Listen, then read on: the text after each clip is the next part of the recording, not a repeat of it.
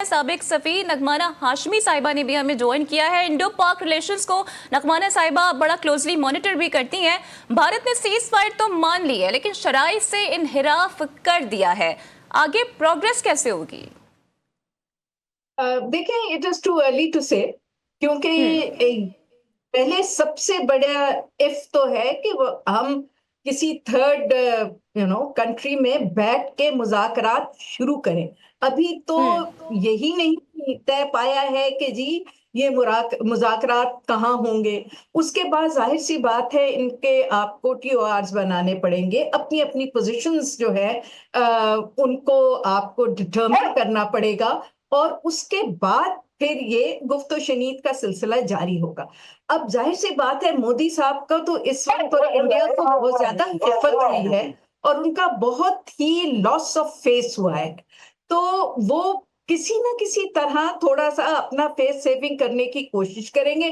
जो आप कल से भी देख रहे हैं कि बेबुनियाद इल्जामात उन्होंने लगाने शुरू कर दिए कि जी ये सीज फायर की वायलेशन हो रही है, हालांकि खुद उनके इंडियन मीडिया ने और स्टेट स्पॉन्सर्ड मीडिया ने उसको कह दिया कि जी किसी किस्म की कोई वायलेशन लाइन ऑफ कंट्रोल पे नहीं हुई है।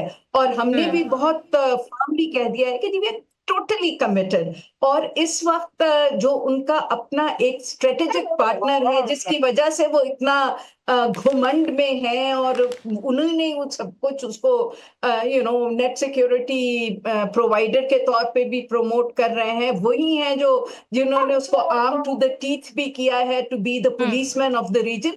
तो वो इस वक्त कह रहे हैं कि जी आप नेगोशिएशन की टेबल पे आए, because it is not right के दो न्यूक्लियर पावर्स जो है वो इस तरह लड़े, क्योंकि इसमें पूरी दुनिया का नुकसान है। और वो पहली दफा ये क्यों कह रहे हैं? वो पहली दफा इसलिए कह रहे हैं कि उन्हें पहली दफा पाकिस्तान की स्ट्रेंथ का, रिजॉल्व का और हमारी all weather strategic operative partnership की स्ट्रेंथ का पता चला है। और उन्हें पता चला है ये बहुत ही स्ट्रॉन्ग डो जो है, जिसका हमने बहुत कोशिश की है कि हम लेकिन उसको नगमाना तोड़ साहिबा, सकें। बात ये है ना कि IWT को भारत ने हेल्ड इन अबियंस कर दिया है, तो आप क्या समझती हैं कि पाकिस्तान को यहाँ पर किस तरह की सिफारतकारी को लाहे अमल में लाना होगा? एंड सेकेंडली, वर्ल्ड बैंक इसका जामिन है, तो भारत के इस इकदाम पर उनका मुमकिन रद्द-ए-अमल क्या हो सकता है?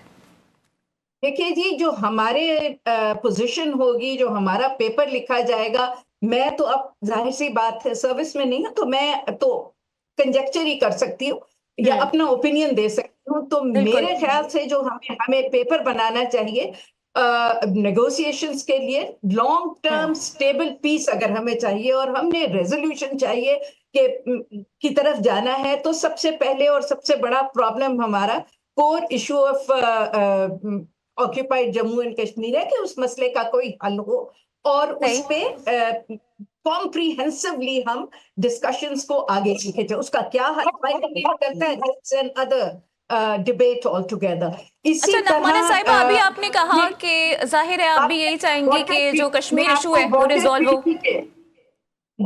मैं आपको वाटर ट्रीटी का जहां तक ताल्लुक है, इंडस वाटर ट्रीटी का, तो उस पे मैं आपको ये कहना चाहूंगी कि हमारा सेकंड एजेंडा यही होना चाहिए कि जी जो इंडस वाटर ट्रीटी है, जिसको यूनिलैटरली इंडिया वायलेट कर रहा है, और आज से नहीं वायलेट कर रहा, आप देख लें कि जो उन्होंने कृष्ण गंगा डैम बनाया है, जिसमें हम इंटरनेशनल कोर्ट ऑफ आर्बिट्रेशन में भी गए, सब कुछ किया हमने, और बहुत सारे जो उन्होंने डैम्स है और डैम्स है बनाए, बगलियार डैम वो भी है सारे जिसकी इल्लीगल हैसियत है।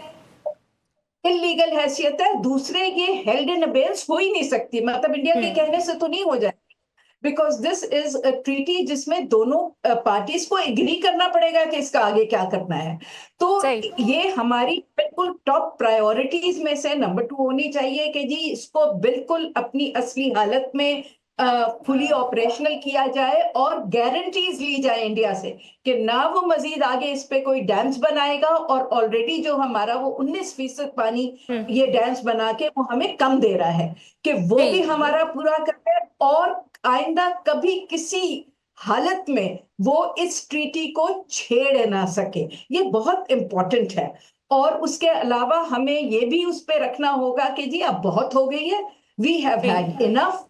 अब किसी हालत में ये जो इंडिया अपनी जब इंटरनल एक्सटर्नल प्रेशर में आके खुद ही अपने लोगों को मरवा के खुद ही हम पे टेररिज्म का इल्जाम डाल देता है, हम इसको हाँ। टॉलरेट नहीं करेंगे। तो लखमाना कोई साहिबा, आपको क्या mechanism- लगता है कि अब जो ये इन दिस वाटर ट्रीटी की बहाली का मामला है, जाहिर है फ्रॉम द इंडियन साइड, क्या इसके नए टर्म्स ऑफ रेफरेंस सेट होंगे या जो पुराना मुआहिदा था उसी की तरफ बहाली के लिए जाया जाएगा? देखिए जी, इंडिया तो चाहता ही ये है कि वो कहता है रीनेगोशिएट करे। भाई ये दुनिया का मॉडल मुआहिदा है। दिस मुआहिदा हैज सर्वाइव्ड एवरीथिंग। दिस मुआहिदा हैज सर्वाइव्ड वॉर्स। दिस मुआहिदा has survived a lot of tensions. और ये इतना एक अच्छे तरीके से नेगोशिएटेड मुआहिदा है कि जिसको एक मॉडल मुआहिदा समझा जाता है बिटवीन अपर राइपेरियन और लोअर राइपेरियन स्टेट्स। सो हमारा तो इंटरेस्ट इस वक्त ये है कि उसे आप फुली रिस्पेक्ट करें और उसको रेस्टोर करें। और इसी तरह बाकी जो हमारे मसाइल हैं, सर क्रीक है, सियाचिन है, बड़े सारे और मसाइल हमारे हैं कि उनके ऊपर भी बात की जाए।